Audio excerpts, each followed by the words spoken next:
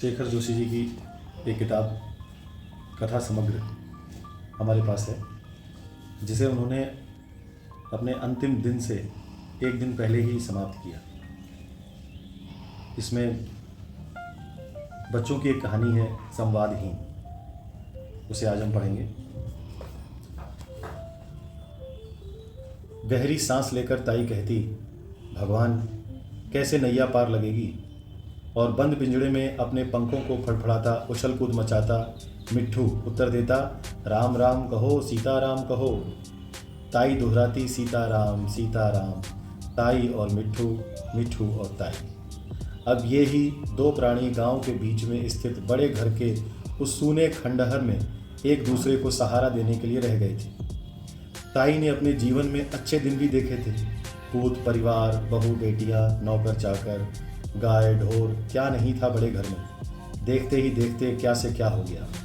बहू बेटे गांव का मोह छोड़कर शहरों के होकर रह गए। बेटियां अपने अपने हाथ पीले कराकर अपनी गृहस्थी में रम गईं। पराया धन तो पराया ही होता है, किसके भरोसे कारोबार संभलता। धीरे धीरे सब पराए हाथ में चला गया। जब खेती बाड़ी नहीं, कारोबार नहीं, तो नौकर चाकर किस दम पर टिकते। अपनी अकेली जान के लिए ताई 2 जून का 1 जून चूल्हा फूंक लेती। व्रत उपवास के बहाने चौका चूल्हा टाल जाती। पेट की समस्या उनके लिए कभी समस्या नहीं रही, पर सूने घर की भाएं भाएं जैसे उन्हें काटने को दौड़ती थी। भला हो गणपत का, जिसने ताई के सूनेपन को सहारा दे दिया था। वह न जाने कहाँ से एक प्यारा सा पहाड़ी तोता ले आया था। ताई की सारी ममता मिठू पर बरस पड़ी। वह रात दिन मिठू को लेकर ही बेचैन रहने लगी। जो ताई अपनी खातिर चूल्हा जलाने में आलस्य कर जाती थी, वही अब नियम पूर्वक मिठू के लिए दाल भात बनाती। मिठू के वक्त बेवक्त के तकाजों के लिए रोटी बचा कर रखती। अब ताई को इस बात की पूरी जानकारी रहने लगी थी कि किसके खेत में हरी मिर्चें तैयार हो गई हैं और किस पेड़ में फसल के आखिरी अमरूद बचे हैं। कुशाग्र बुद्धि छात्र की तरह मिठू ताई के पढ़ाए पाठ को न केवल हूबहू दोहराता, बल्कि 1-2 बार सुनकर याद भी रख लेता था और मौके बेमौके सवालों का सटीक उत्तर दे देता। बड़े घर का सूनापन धीरे धीरे मिठू की बातचीत से अब रौनक में बदल गया था। अड़ोस पड़ोस की बहू बेटियां बच्चों को गोदी में उठाकर मिठू से अपना मन बहलाने के लिए आज उठती और घर गुलजार हो जाता। सुबह पौ फटने लगती, पेड़ों पे चिड़ियाँ चहचहाती, तो मिठू भी जैसे ताई को भोर की झपकी से जगाने के लिए ही अपना पाठ शुरू कर देता। हर हर गंगे, सीताराम बोल। मिठू राम राम, मिठू राम राम। ताई अचकचा कर उठ बैठती, लाड़ से मिठू को निहार कर आशीष देती, जीते रहो बेटा, जुग जुग जियो। और मिठू भी बदले में अपनी बुजुर्गी दिखाकर कहता, खुश रहो खुश रहो। ताई निहाल हो जाती।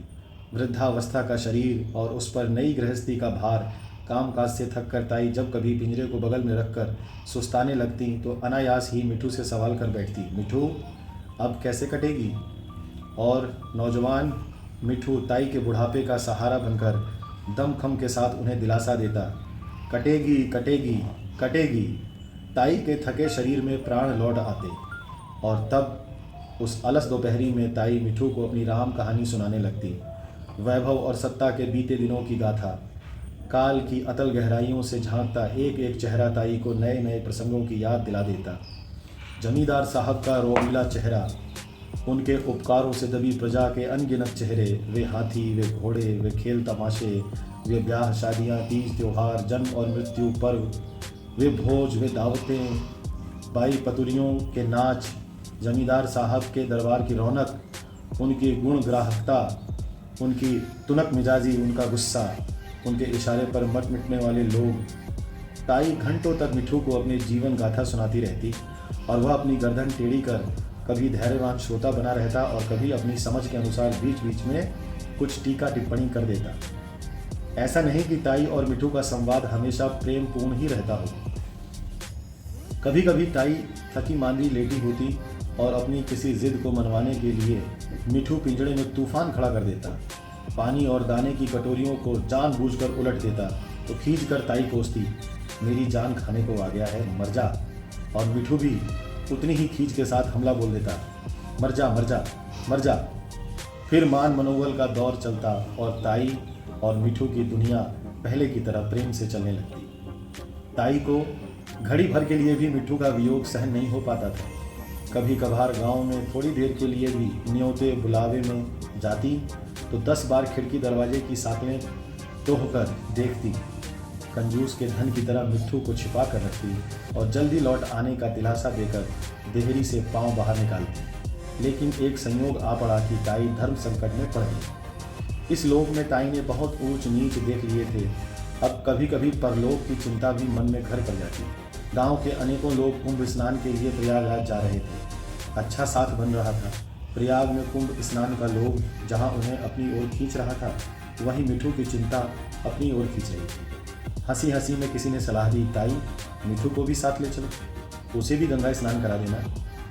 किसी दूसरे ने टोक दिया कि रेलगाड़ी में उसका भी टिकट लगेगा, आखिर वह भी तो बोलता बतियाता प्राणी है। ताई पशुपेश में पड़ गई। टिकट का पैसा भी वह मिठू की खातिर खर्च कर देती, लेकिन मेले ठेले भीड़ भाड़ में उसकी सुरक्षा के बारे में उन्हें पूरा भरोसा नहीं था।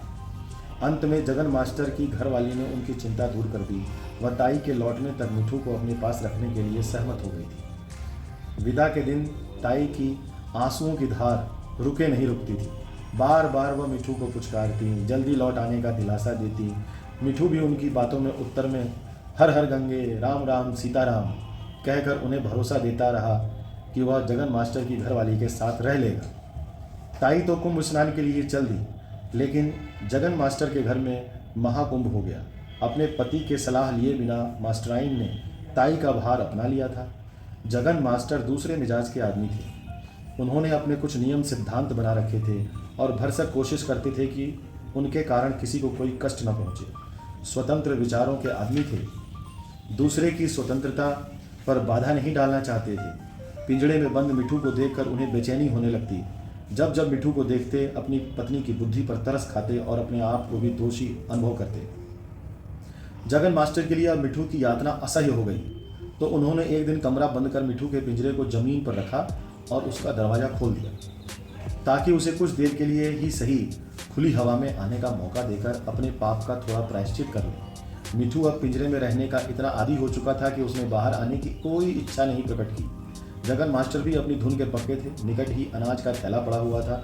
उन्होंने मुट्ठी में थोड़ा अनाज लेकर पिंजरे के दरवाजे के बाहर बिखेर दिया और स्वयं अलग हटकर उसे देखते रहे। मिठू धीरे धीरे दाना चुगते हुए बाहर आ गया तो जगन मास्टर ने संतोष की सांस ली। मिठू फिर पिंजरे की छत पर बैठ गया। 1-2 घंटे बाद जगन मास्टर ने उसे पकड़कर फिर पिंजरे में बंद कर दिया और चैन की सांस लेकर पिंजरे को बरामदे में टांग दिया। अब जगन मास्टर हर रोज़ कमरा बंद करते, मिठू को बाहर आने का आमंत्रण देते और उसकी आज़ादी का सुख स्वयं भोगते। यह क्रम 3-4 दिन तक चलता ही था कि एक दिन मिठू की नज़र ऊपर खुले रोशनदान पर पड़ गई और सहज कौतूहलवश वह पिंजरे की छत से तिरछी आंख अपने लक्ष्य की ओर देखकर रोशनदान पर पहुंच गया। जगन मास्टर का ध्यान अचानक गीता रहस्य से हटकर मिठू के पंखों की फड़फड़ाहट पर गया, फिर रोशनदान पर बैठे मिठू पर।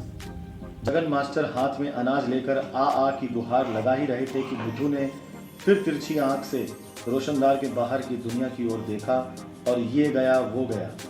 अकेला मिठू क्या उड़ा, आदर्शवादी जगन मास्टर के हाथों से सभी तोते उड़ गए। ढीली धोती को दोनों हाथों से संभालते हुए बाग में एक पेड़ से दूसरे पेड़ के पास मिठू आ पुकारते हुए पसीना पसीना होते रहे और मिठू एक डाल से दूसरी डाल पर, एक पेड़ से दूसरे पेड़ पर अपने पंख तौलने में मशगूल रहा। ताई के लौटने का दिन निकट आ रहा था। गांव में सभी के मन में इस अनहोनी घटना ने एक गहरी आशंका को जन्म दे दिया था।